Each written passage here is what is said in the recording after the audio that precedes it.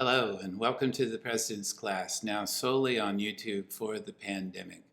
Thank you for joining us for our ongoing series, Seeking Wisdom in Troubled Times. We hope you are all safe and well. A ritual is the enactment of a myth, and by participating in the ritual, you are participating in the myth. And since myth is a projection of the depth wisdom of the psyche, by participating in a ritual, participating in the myth, you are being, as it were, put in accord with that wisdom, which is the wisdom that is inherent within you anyhow.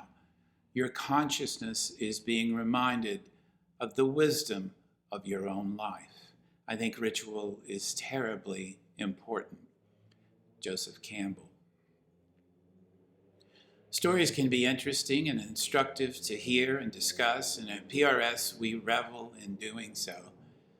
But for stories to be activated and their wisdom applied, they must be embodied and lived. We have seen that at the deepest level, myths exist beneath other more visible stories to shape our worlds. They are the background hum of culture and of life itself, so profoundly true that we do not often recognize or question them. Surfacing these stories and bringing them to light is both disturbing and liberating because it involves shattering illusions and breaking their chains. Carl Jung famously wrote, "Until you make the unconscious conscious, it will direct your life, and you will call it fate." When change occurs and these old stories surface, our immediate response is to cling to them because there is seemingly nothing else to hold on to. Failing though they are, a broken and illusory sense of self and culture appears better than the fearful nothing or chaos that lies ahead. Like so many of our assumptions, however, this one is false. Though we can see just their faint outlines, at present new stories have been gestating all along and are waiting to be born. Ritual is the birth ceremony for new stories, and without it, the story aches inside us and inside our culture, producing more and more fear and pain until it finally emerges. The visceral imagery here is appropriate because in ritual, we ante up our bodies to bet on the significance of the emerging story. We put our bodies themselves in touch with the sacred. So it is an especially cruel irony that now our bodies, so long the vehicles of the sacred, have in the pandemic become vectors for disease and death. Myths and rituals that give birth to hope, however, do not die. They are always available to us in some form. And if we do not let them emerge, we will, as individuals and cultures, become sicker. On the 19th century American plains, a boy of 5 had a powerful experience. He was out hunting and about to shoot a bird when it began speaking to him, saying, "The clouds all over are one-sided. Listen, a voice is calling you." 2 men came down from the clouds like arrows and sang, "Behold, a sacred voice is calling you." All over the sky, a sacred voice is calling. The boy later says, "I sat there gazing at them, and they were coming from the place where the giant lives, the north. But when they were very close to me, they wheeled about toward where the sun goes down, and suddenly they were geese. Then they were gone, and the rain came with a big wind and a roaring. I did not tell this vision to anyone. I liked to think about it, but I was afraid to tell it." That amazing vision, that amazing event occurred when the boy was 5. At 9, he sees a vision for his people that is elaborate and powerful, involving the past, the future, and many figures and events. Voices urge him to take action, but he remains too afraid and keeps it all to himself. The voices and visions continue, and still he keeps them a secret because of his fear. At 17, he says he was then so afraid of being afraid that he shares his vision with a shaman who immediately knows what to do. He must act out his vision, his sacred story, in a ceremony for the entire tribe. He does, and is cured. Some of you will recognize this story from Black Elk Speaks, and I am ambivalent about sharing it with you for a couple of reasons. For one, we are not sure how much of this story is Black Elk's and how much is his translator's, John Neihardt. Secondly, and related to the first, it is a bit much, especially if you read the entire vision, which is unlike anything that we or even Black Elk's peers experienced. I believe Black Elk experienced something profoundly sacred. I'm just not sure where his vision ends and Neihardt's creative writing begins. Those concerns notwithstanding, I tell that story here because I think it can serve as a profound parable about the sacred stories and ceremonies. Put simply, Black Elk's sacred vision was not for him alone, but fear kept him from telling it, and that made him sick and his people suffer. Once he shared his vision with the appropriate person, it became a ceremony, and he and they were healed. Most of us do not experience visions, especially ones that must be acted out for our community. Most of us are just afraid, and there's plenty to be afraid of. But fear makes us sick. And when we are sick, what we need is a good ceremony. I'm taking this notion and the title of this lecture from Laguna Pueblo writer Leslie Marmon Silko's acclaimed novel, Ceremony. If you have been to PRS for a lecture or viewed one on YouTube, there's a chance that you have heard me reference or even lecture on this novel before.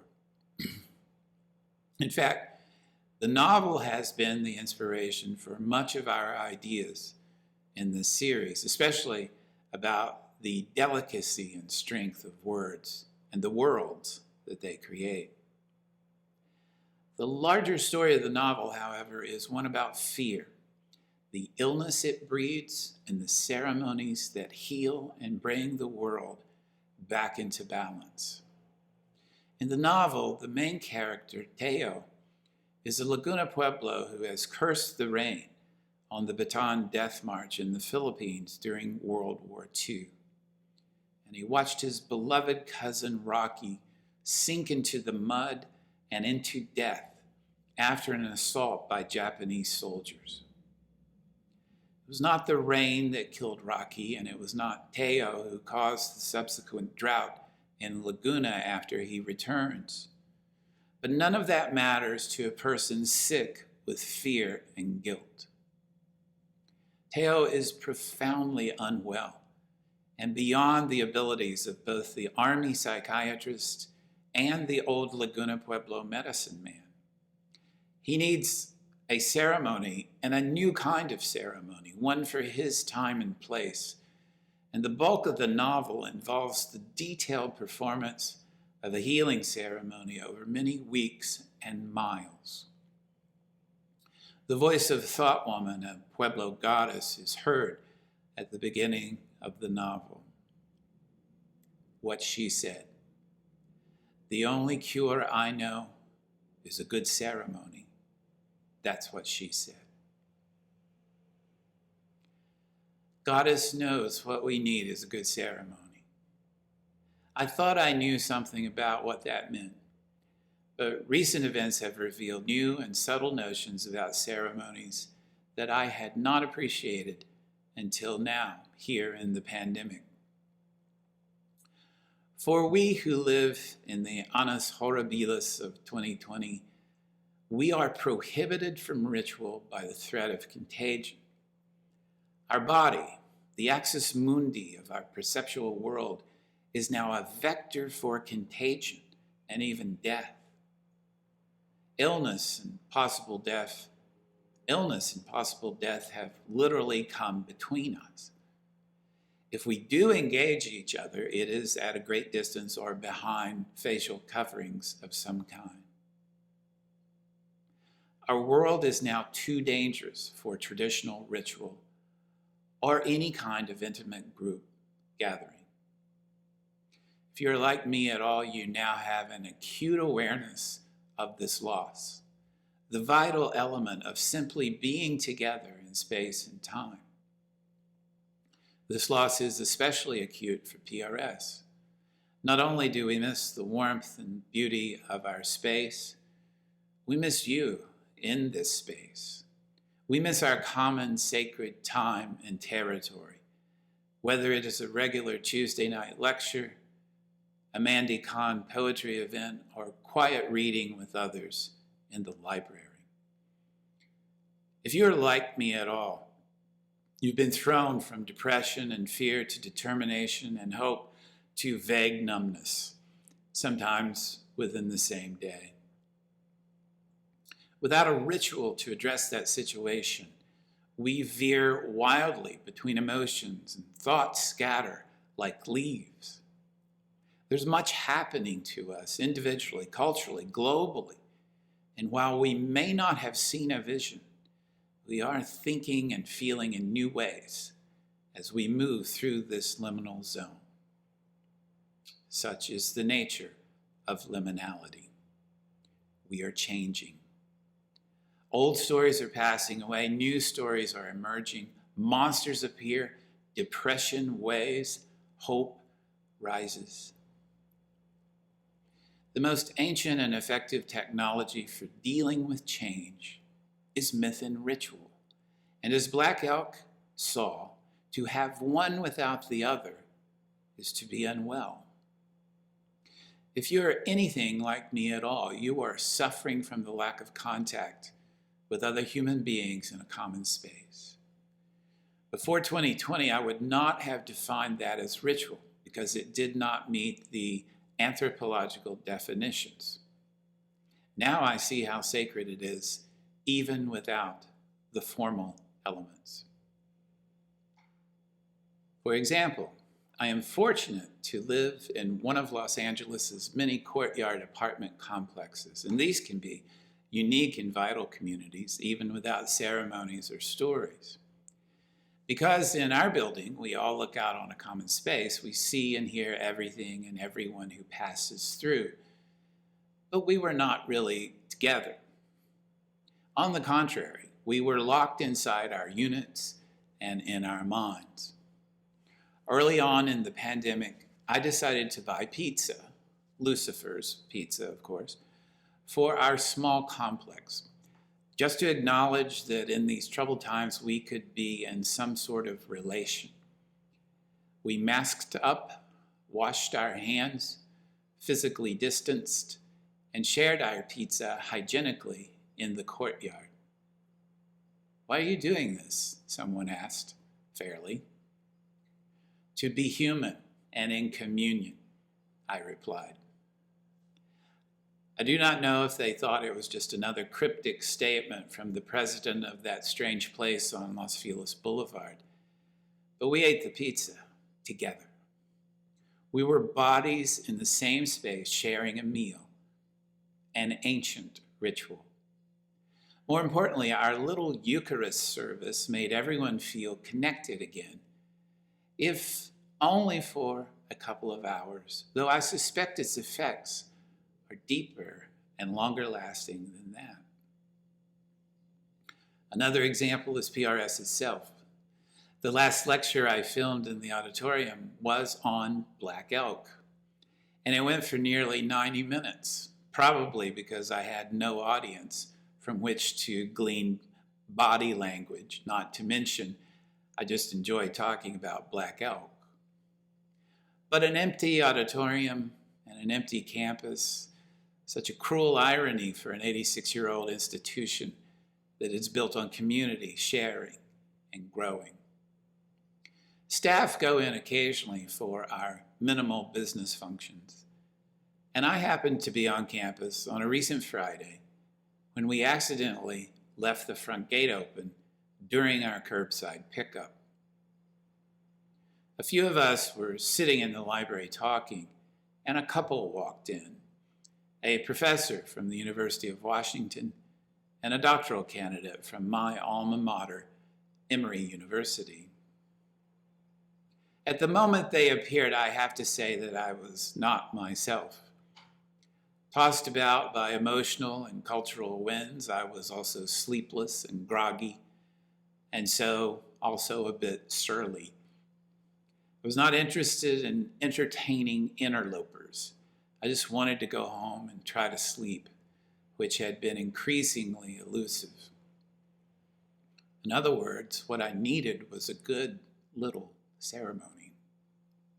It turns out our visitors had been merely taking a stroll through the neighborhood and had decided to see what this strange place was all about. It is a response we got almost daily before the pandemic, but now it seemed like everything else, a chore. Soon enough, however, I found myself getting up to greet them and beginning to answer their questions. They responded with awe and joy. Interestingly, I responded with awe and joy as well. I showed them the library, the big book, the bookstore, and the auditorium.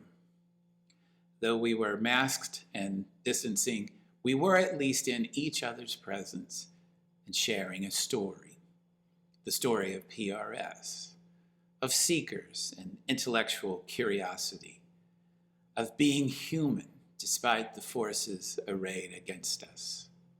Such is the divine alchemy of human beings in story and in space. My little ritual experience was uplifting, and my sense of well-being carried through the evening. I did not know I had needed a good ceremony, but one was provided for me anyway, and it was healing. In this lecture, I hope to help us understand the power of ritual, especially in these troubled times that prevent typical rituals from occurring. To do so, we will look at two theorists and apply their insights. And we will see that ritual is more than its form. It is, in fact, and always has been, the way we navigate change itself. Let us begin with what rituals are and what they do. Ritual derives from the word rite, which has always meant a religious ceremony of one kind or another. We tend to look down upon religious rites as perfunctory at best and dangerous at worst. But that judgment says more about what has come to matter to us more than the nature of ritual. For example, though we would not call it religious, concerts and sporting events were pre-pandemic rituals by every definition of the word. They took us out of ourselves and into sacred space and time together. Suzanne Langer, in Philosophy in a New Key, argues that ritual is the very language of religion. And we know that religion is about two things: awe at the profound experience of the other, and reconnection to the world and ourselves after such an experience of awe. This statement may ring hollow to our contemporary ears, but it is certainly true for most of the history on our planet. As fun as it could be, I will not go into all the theories of ritual, but exploring their nature and function is worthwhile, especially since we're missing so much of what they've offered us even before the pandemic. Arnold van Gennep was, like many of his contemporary anthropologists, actually a folklorist concerned with understanding the folkways of primal cultures.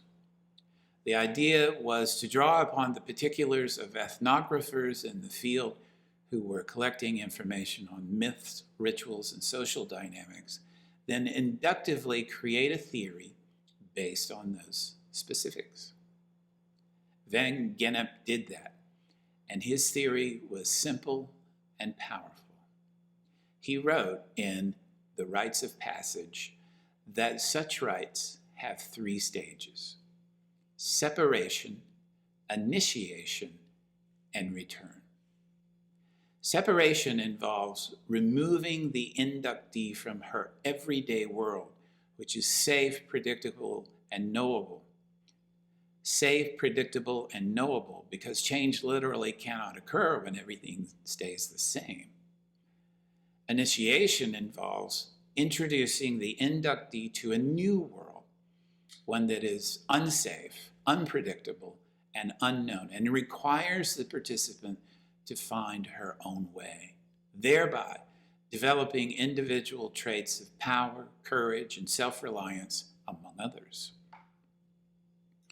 Return involves reintroducing the inductee to her original community, where she is now a full-fledged member by virtue of her rite of passage, and where she can benefit the community by her own lessons learned in the initiation.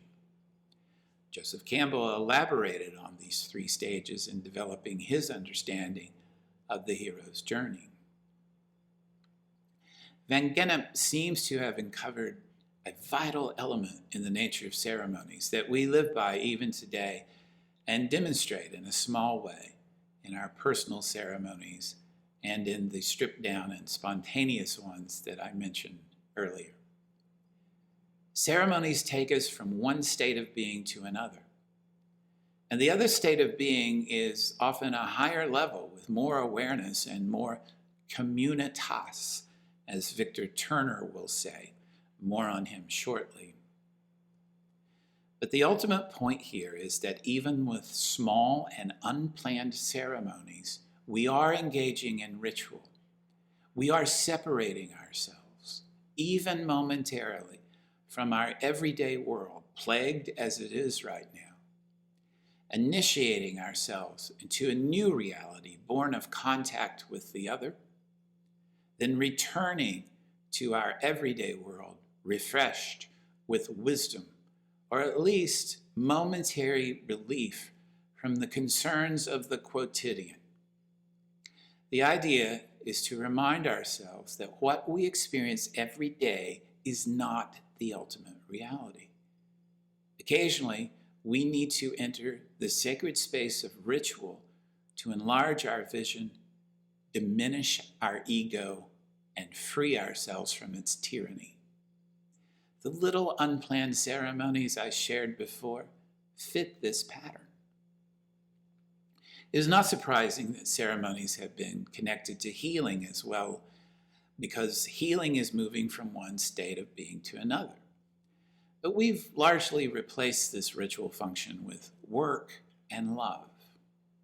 We expect a person or a job to be our change agents more than anything else. Accordingly, any ritual we do perform is perfunctory instead of dramatic and robust, as they have been in previous eras. In fact, what we often find is that new states of being have been sold to us as consumer goods, relationships, job promotions, money, and others. This cynical or superficial marketing of change assumes that everything else is equal. That is, that neither we nor the world are sick. When in fact, we and the world are always fractured and in need of some kind of healing. In Leslie Marmon Silko's novel, when Thoughtwoman says that Teo needs a good ceremony, it is not because he's ready to advance to a new level of awareness and awesomeness. Rather, it's because he is shattered beyond his own recognition and ability to function. He feels that he is white smoke, invisible to the broken world that he created by cursing the rain and creating the drought in Laguna. See if here in the pandemic you can relate to his feeling of disorientation in the following passage that comes early on in the novel. He could feel it inside his skull, the tension of little threads being pulled, and how it was with tangled things tied together. And as he tried to pull them apart and rewind them into their places, they snagged and tangled even more. So Teo had to sweat through those nights. Then thoughts became entangled. He had to sweat to think of something that wasn't unraveled or tied in knots to the past, something that existed by itself, standing alone like a deer. And if he could hold that image of the deer in his mind long enough, his stomach might shiver less and let him sleep for a while. Healing ceremonies do in fact bring you to a new state of being, if it's only being well instead of sick. But the proximate cause of the sickness is addressed only by putting your body back in touch with the sacred and in relation to other life and the world itself. For Teo, it means stopping the spinning world to focus on a deer standing alone, and ultimately, of course, much more. Teo is in liminality, where he has lost his story and his moorings. It's the late John Prine saying, just give me one thing that I can hold on to. To believe in this living is just a hard way to go. Sickness then is imbalance, disharmony, inability to see your place in the world, breaking the fragile web of life. What is needed is a recreation of creation itself, putting things back into the delicate but sustainable web as in the beginning, a reboot, if you will. We have to be careful here, though, because healing ceremonies such as a Navajo sand painting ritual that appears in the novel Ceremony do not take us back to the beginning. Rather, they take us back to balance.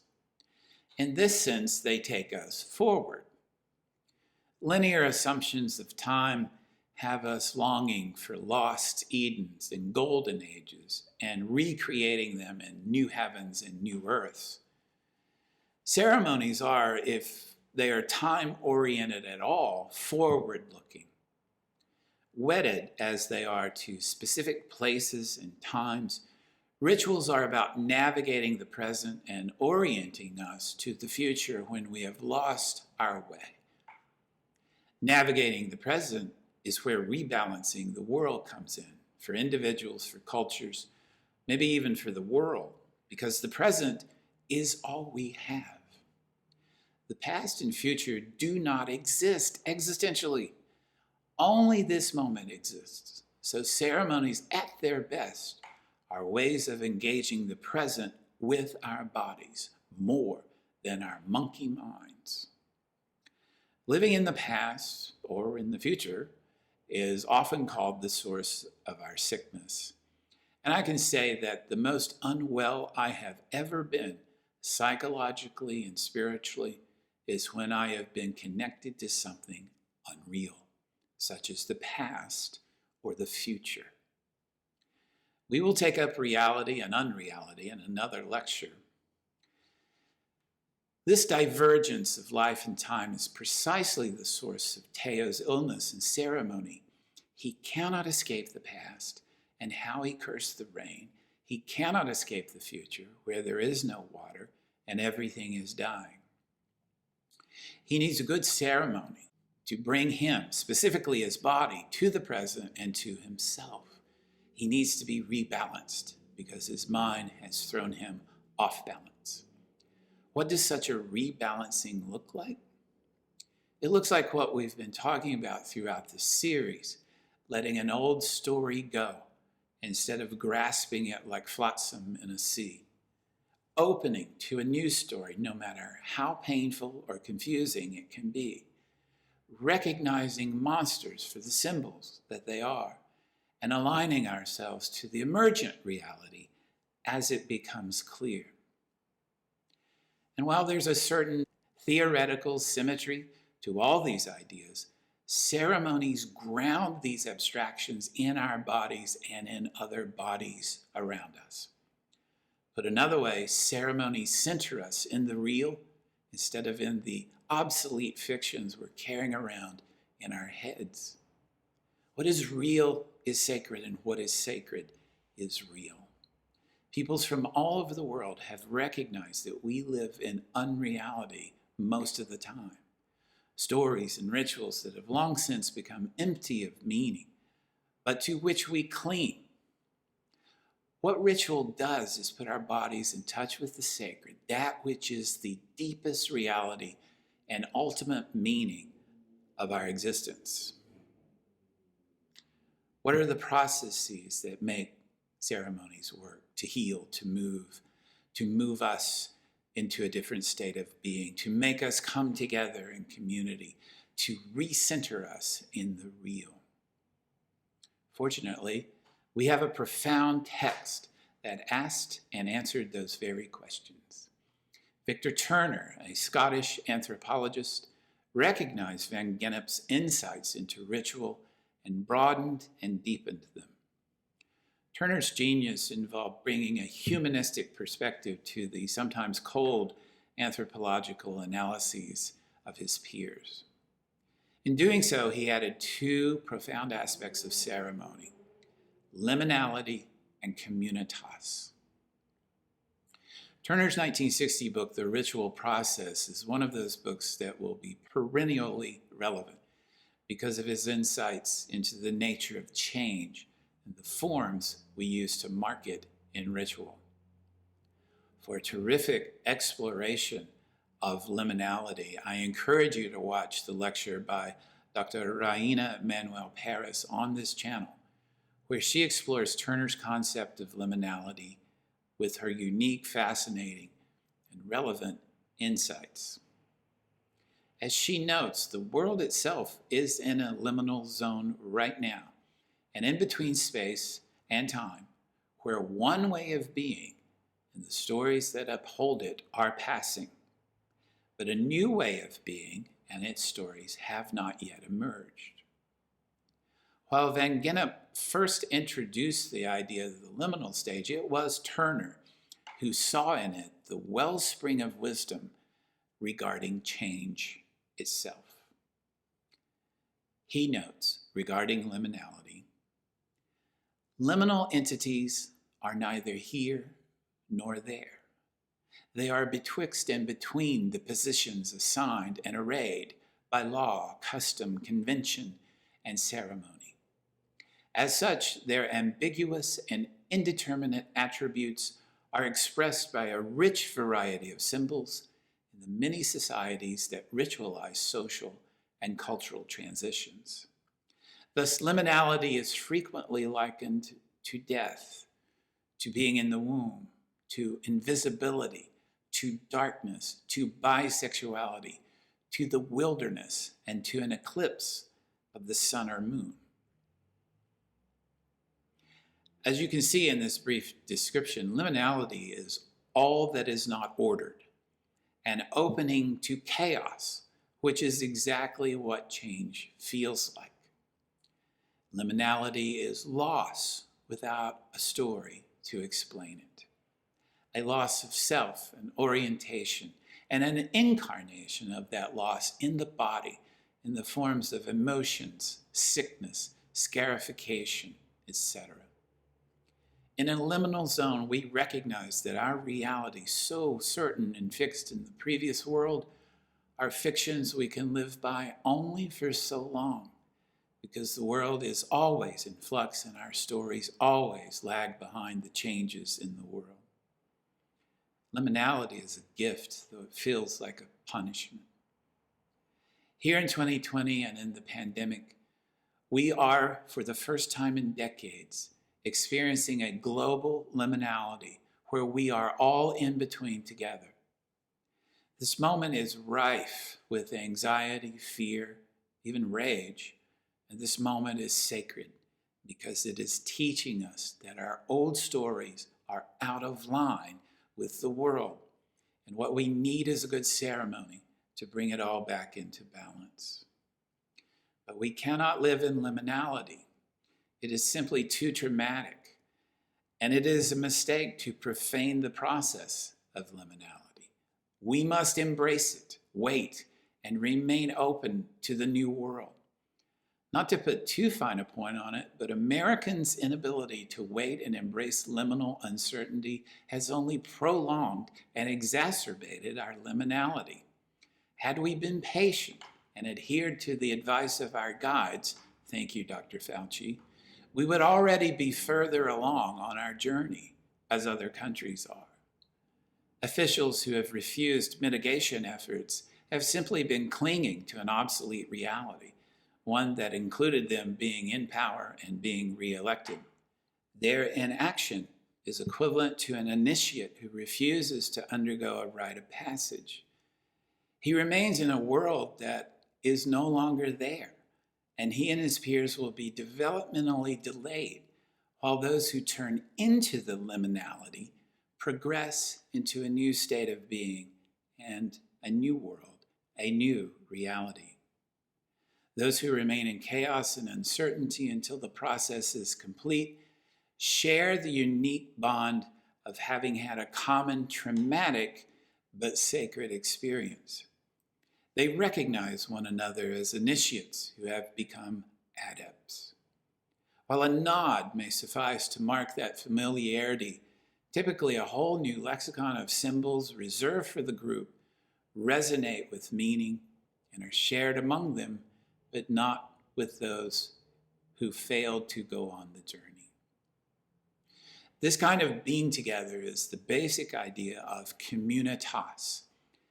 Turner uses the Latin word to distinguish the experience from simply living in the same place without the effects of ritual. For Turner, communitas is the centripetal force that brings us together as human beings, while liminality is a centrifugal force that flings us into isolation and imbalance. We move from liminality to communitas in a kind of dialectic of disorder and structure, with each informing and shaping the other. Turner writes, "From all this, I infer that for individuals and groups, social life is a type of dialectical process that involves successive experience of high and low, communitas and structure, homogeneity and differentiation, equality and inequality. The passage from lower to higher status is through a limbo of statuslessness. In such a process, the opposites, as it were, constitute one another and are mutually indispensable. Furthermore, since any concrete tribal society is made up of multiple personae, groups, and categories, each of which has its own developmental cycle, at a given moment, many incumbencies of fixed positions coexist with many passages between positions. In other words, each individual's life experience contains alternating exposure to structure and communitas, and to states and transitions." Let us understand Turner very clearly here, because our notions of community may elide his notion of communitas. While looking and feeling very much like the community I experienced with my neighbors or the visitors at PRS, communitas is typically more profound and even radical. Communitas is a deep awareness of our fragile existence in a web of relation. Liminality exposes us to the loss of that relation and its attendant anxiety and fear. We live with both because life is dynamic, not static.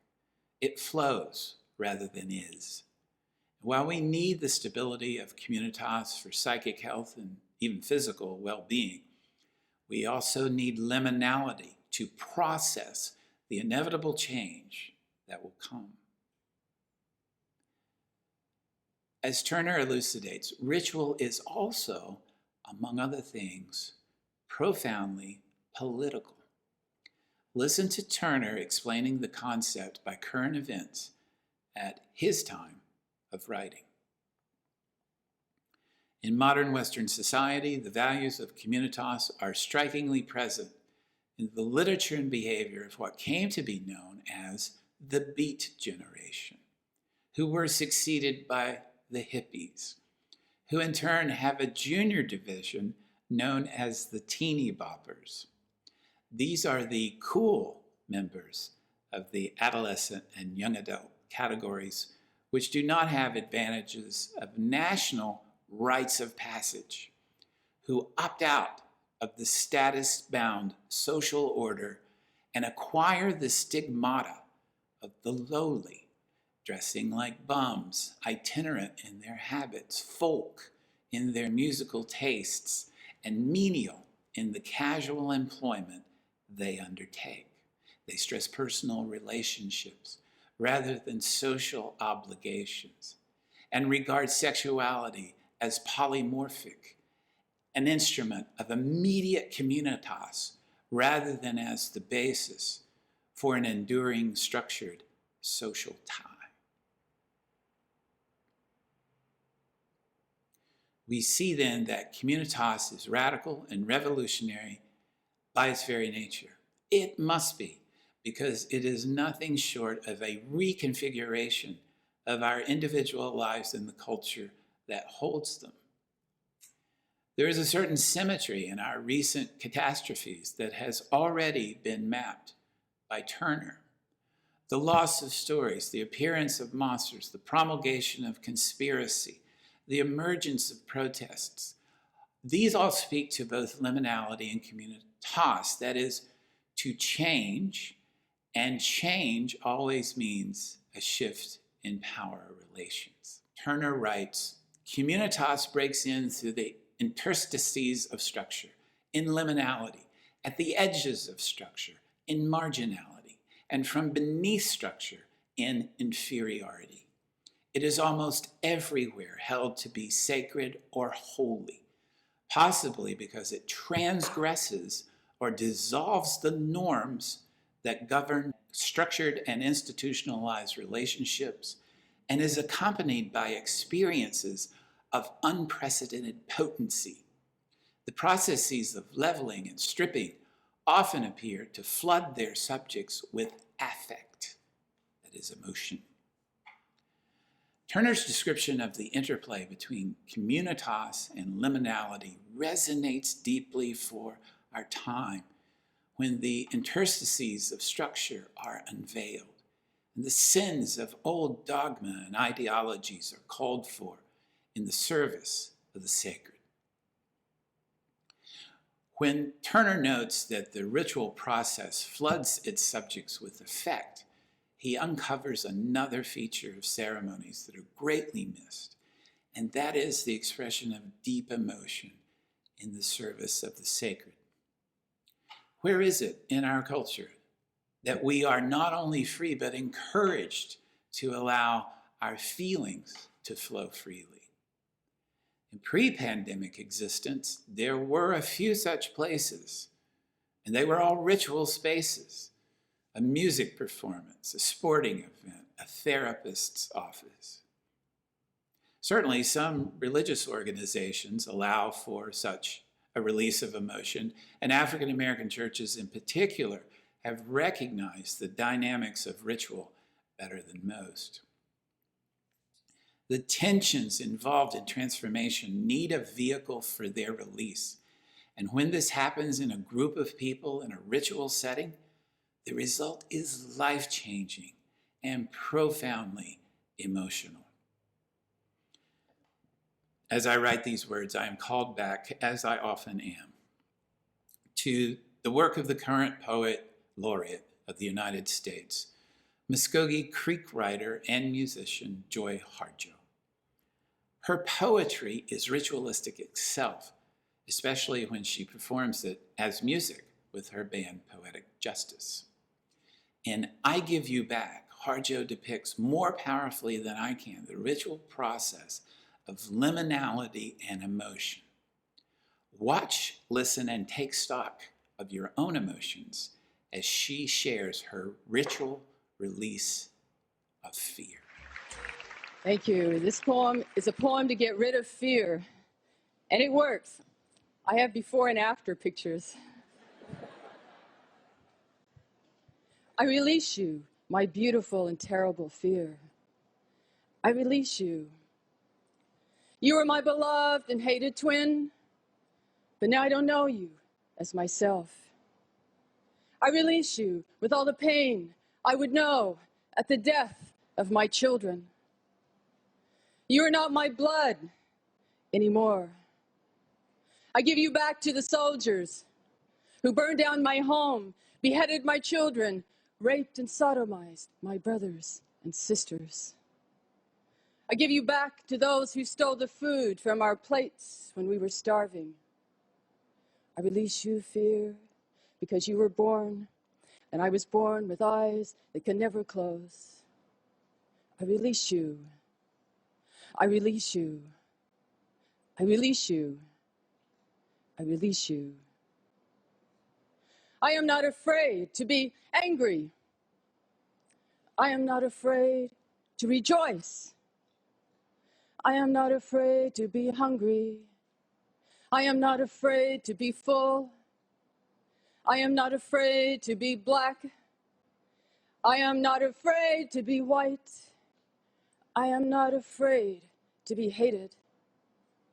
I am not afraid to be loved, to be loved, to be loved. Fear. Oh, you have choked me, but I gave you the leash. You have gutted me, but I gave you the knife. You have devoured me, but I laid myself across the fire. I take myself back, fear. You are not my shadow any longer. I won't hold you in my hands. You can't live in my eyes, my ears, my voice, my belly, or in my heart. My heart, my heart, my heart, my heart, my heart, my heart, my heart. Come here, fear.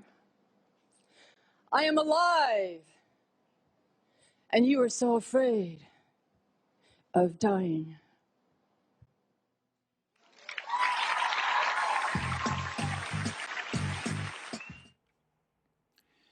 In the novel Ceremony, Teo too finds release from his fear and guilt. A refrain appears to him regularly during his extended ceremony. You know it's not easy. And it isn't.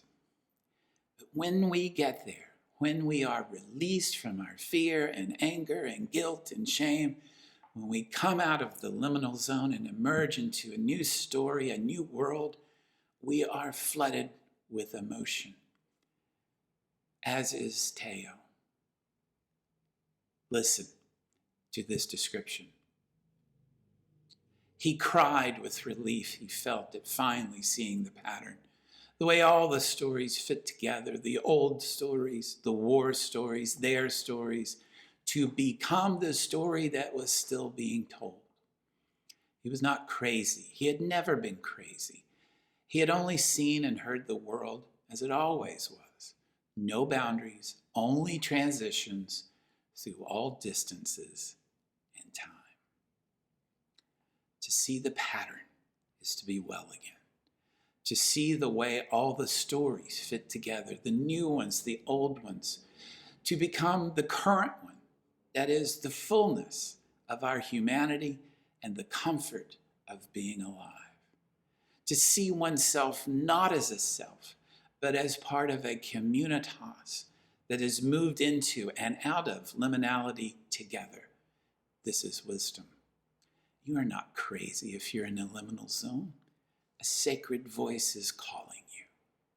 You are just in between stories. A new story is being born within and around you. Let it be born, and let us celebrate it together.